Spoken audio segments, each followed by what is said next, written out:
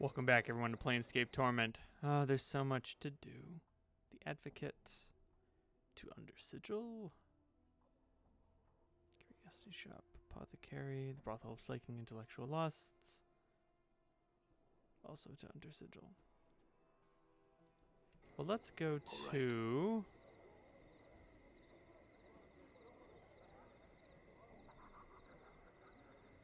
Sarhava Vajul.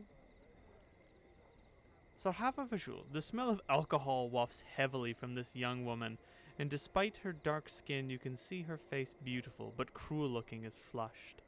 She's slender but well-muscled, adorned in exotic jewelry and translucent silk clothing. Numerous scars crisscross her thighs and forearms. They look to be from battle wounds. Greetings. Well, what do we have here? A little tiefling gutter queen come crawling out of the hive. The woman pouts, talking as one would to a small child.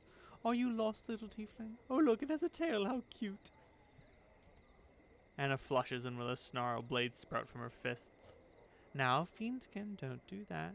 The woman seems unconcerned as Anna draws her weapons and clucks disapprovingly with her tongue. Careful now, or I'll remove that tail of yours and feed it to my dogs. Young Sarhava Vajul, could it be you? The young woman appears confused for a moment, then recognizes Fall from Grace. She seems startled and abashed. Mistress Grace, I had not noticed you. Only, shamefully do I admit this, for your noble appearance would be obvious to even a dullard. No reason to get involved. Let Grace speak. Your words are most skillfully chosen, unlike those I've heard so recently. Yes, mistress, I regret that such words were spoken in your presence. I regret they were spoken at all. Her tone barely changes, but the subtle reprimand seems to crack the young woman's face like a whip. It pains me to see an old student of mine behaving so. In any event, mistress, what brings you out of the establishment? Some errand? These are my companions, and I am traveling with. I would expect the same courtesy given to them as you would have given to me. Such is a hallmark in the responsibility of those who are noble-born. Anna glares at Grace and Sarhava furiously. Then allow me to excuse myself from that apology, Mistress Grace. To you and your companions my words were ill-chosen. 'Tis the drink that caused me to speak such rubbish, and I am filled with shame, for having belittled myself so before my teacher of old. She bows, turns, and leaves. I don't want to think of what would have happened if Grace hadn't been here. I don't know if I'd have been able to de-escalate that fight. Splinter. This towering man's golden skin sparkles slightly, almost as if it were metallic. Whether it's his actual flesh or merely painted on, you cannot tell. He regards you coolly as you approach, giving a respectful bow as you draw near. Welcome to the Civic Fest Hall, traveler. We are Splinter, the doorman to the Fest Hall, and the Priest King of How may we help you? Despite his humble offer of aid, his voice is powerful and commanding, a deep and rumbling sound that resonates throughout the chamber. How could you help me? We do many things in the fine hall, traveler. We answer questions guests might have regarding it or its inhabitants. We direct both visitors and members of the Society of Sensation alike to the sensorium or lecture halls. We also accept new members into the society. Lastly, it is through us that purchases from the Society's vaults are made, spells and items and such. Can you show me to the sensorium? There are two. The public sensorium, where visitors may use the sensory stones for anywhere between 10 and 50 commons, and the private sensorium, where only members of the Society of Sensation are allowed. You can reach neither of them yourself. We must take you there. How could I get into the private sensorium? You must be a member of the Society of Sensation. But I am a member, Splinter. I simply have not been here for a long time. I've gathered so many experiences in my absence, as many as the scars upon my body. Very well. We shall grant you access to those privileges, allowed only to members of the Society of Sensation, if you can show us what sensations you have gathered recently. Not a problem. We would ask you for 5 sensations, then each pertaining to one of the body's senses, or a single experience which has strong elements of all 5. I have a single experience to contribute. I woke up, not knowing where I was, on a cold, blood-slick iron slab in the bowels of the mortuary, a place where only the dustmen or their corpses in their care have seen. Go on. My entire body reeked of embalming fluid, but even the smell of that was not enough to match the coppery scent of gore around me.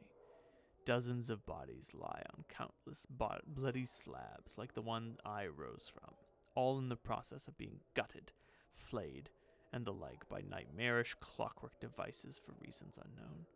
The only sounds were the squeals of labored metal and the unsteady tread of undead workers as they pushed the slabs around the mortuary on rusted iron tracks.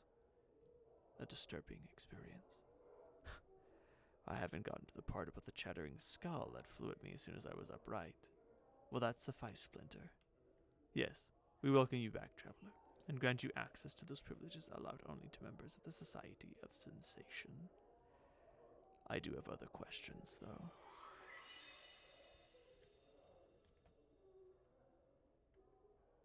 I wanted to ask about you. There is little to say. We have not told you. We are the Splinter, doorman to the fest hall, demigod son of Issachar, and the priest king of Planewalkers come to our world and told us of the Society of Sensation. We were fascinated and returned with them. We left in the capable hands of our queen so that we might come to this place and experience servitude and humility for a time. As time does not pass here as it does in the century we have spent here will be as a mere several months in our own world. After another decade or so, we imagine we will be ready to return to and rule it once more. That's really interesting. What would you like to experience? Humility. We can make that happen here. Tell me about the fest hall. The Civic Fest Hall is one of the largest buildings in Sigil, fitting as it is the home of the Society of Sensation, the city's largest faction. It holds the sensoriums, lecture halls, training chambers, and such for visitors and members of the society alike. Training chambers? There are 3, one for warriors, thieves, and mages. If you would find them, pass through the door in the middle, the eastern wall, and the door beyond that as well. You'll be at the corner of a hallway, along the one that goes east. There are 3 doors along the southern wall. Each leads to one of the training chambers.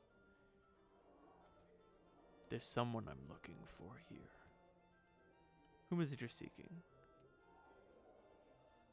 Merryman. Merryman's usually pacing back and forth around the lecture halls. Travel through the middle door in the eastern wall, and the door beyond that as well. You will likely be wandering within the hallway you'll find yourself in. Is there anyone here who might know about Ravel Puzzlewell? We would recommend that you speak to a wizard by the name of Quell about Ravel. Quell is always somewhere in the fest hall, most often in the private sensorium. That's all I want to know for now. Did I speak to Delora? Right, I need to speak to Merryman. All right. Okay. Mertwin, the Headless. Jumble murder sense? Hold on.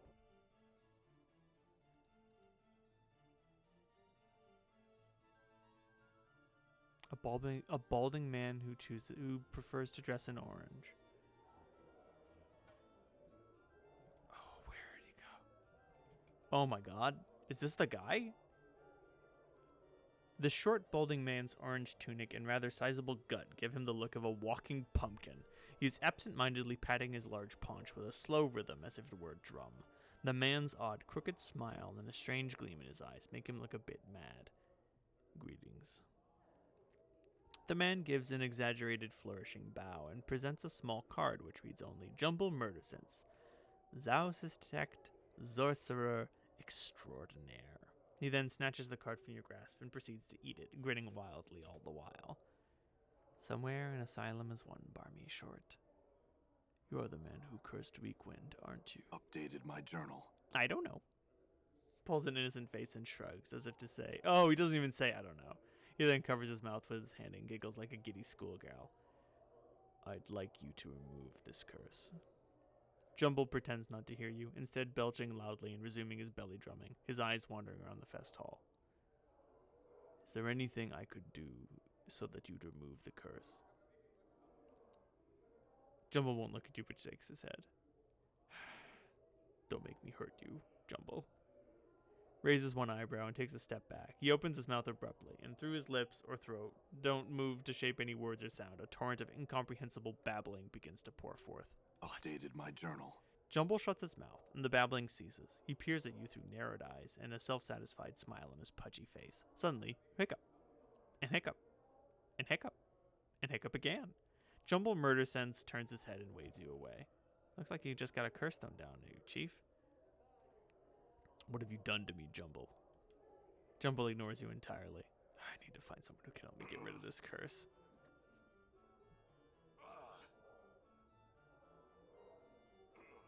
It doesn't literally hurt you, but you will make the hiccup noise until you get someone to get rid of it.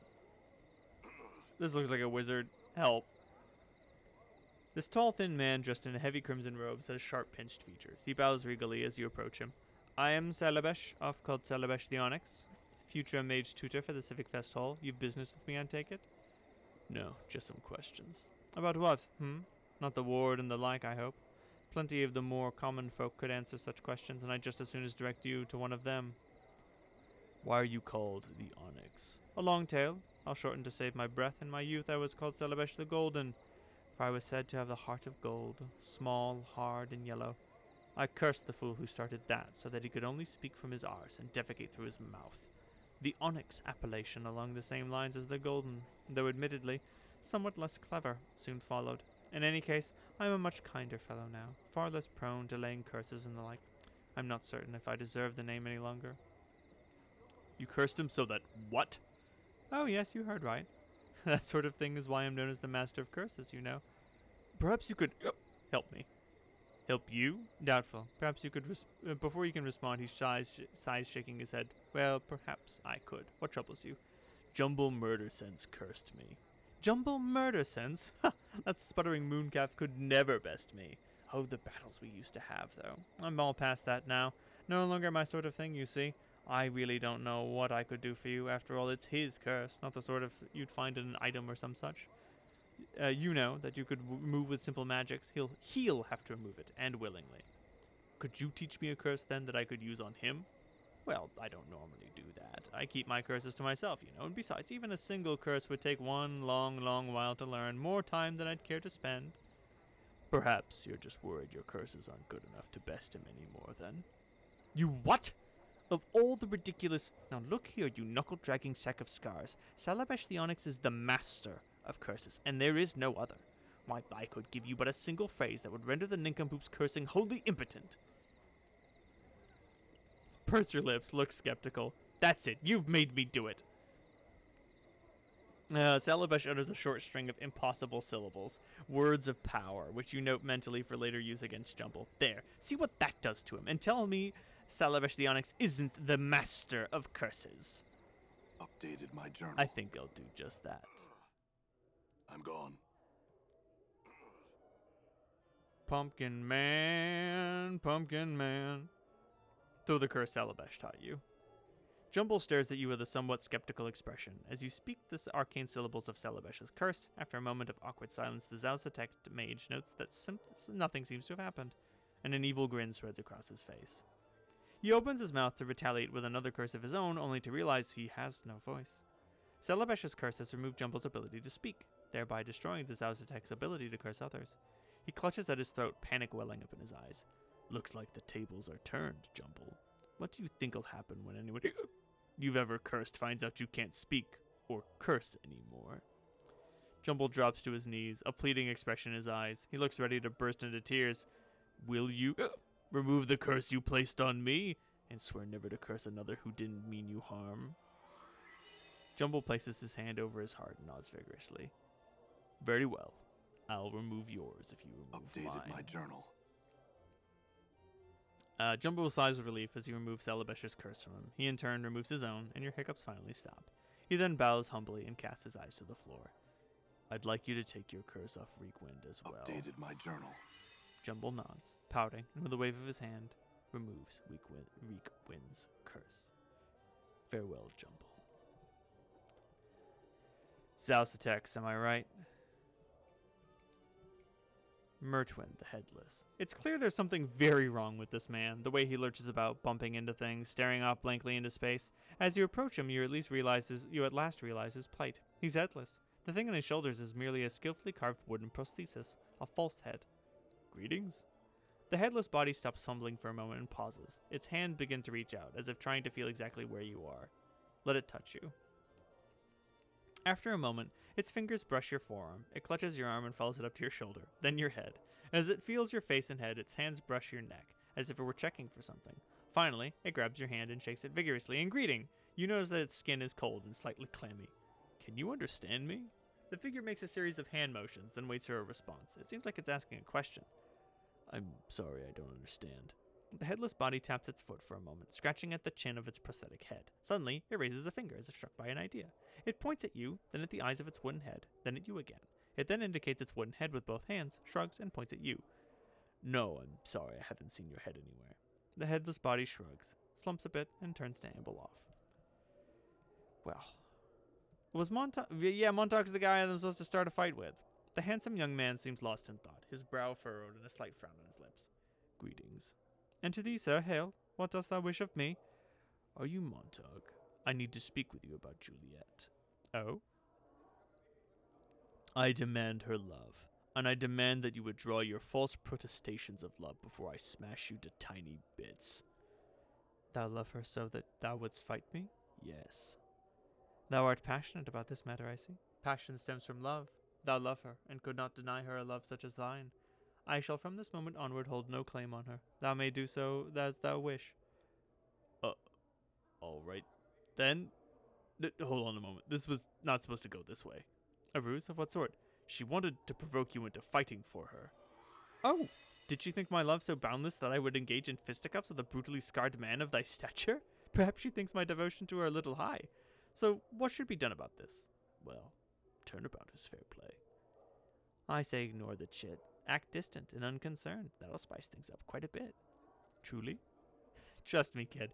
If you start ignoring her, create some friction, leave them wondering, and they'll be clawing all over to discover what the matter is. Right, Chief? Yeah, she'll think something's wrong, and for once, he'll be the playing the game rather than being the target. I like the sound of that very much. Good luck. I hope it works out well. Farewell. And a farewell to thee as well, sir. Now, I have some things to attend to. Should we meet again, we might speak more of the matter. God, I wonder if this is going to develop. Oh, Jolmy. Who's this? This stern-looking older woman seems to be looking for someone. Her eyes fix upon your face as you approach her. You there? Might I have a word with you? You're Jolmy, correct? I spoke to your messenger. Updated my journal. I'm pleased to meet you then. I would make you a somewhat unusual proposal, though you must admit that you are an unusual man. I will give you 1,000 copper commons for your permission to kill you. And are you open to discussion on the matter? Why? Jolmy doesn't bat an eyelash. Why not? I thought it might be an interesting experience, paying someone for the privilege of murdering them. When I first heard rumors of your existence, how could I resist? What's your answer? Shall we discuss the matter in greater detail? Where did you hear these rumors? One hears all sorts of things in the fest hall. How could one not eventually hear of a man like you? Again, my proposal. Details. 2,000 copper commons. In return, you will allow her to drive her dagger into your heart. Sure, let's do it. The affair is over in moments. She's already cleaned her blade and put it away by the time you've recovered. After picking yourself up the fest hall floor, Jolmy hands you several rolls of copper coins while you rub your aching chest. Somewhat disappointing, I must admit. Well, coin well spent nonetheless. Farewell. Updated my journal. Yes. Farewell. Hey. That's, cruelty-free murder. Not too hard to find in any world, really. I'm sorry, super hard to find. Almost impossible to find in any other world. There we go. I know what words mean. Yeah.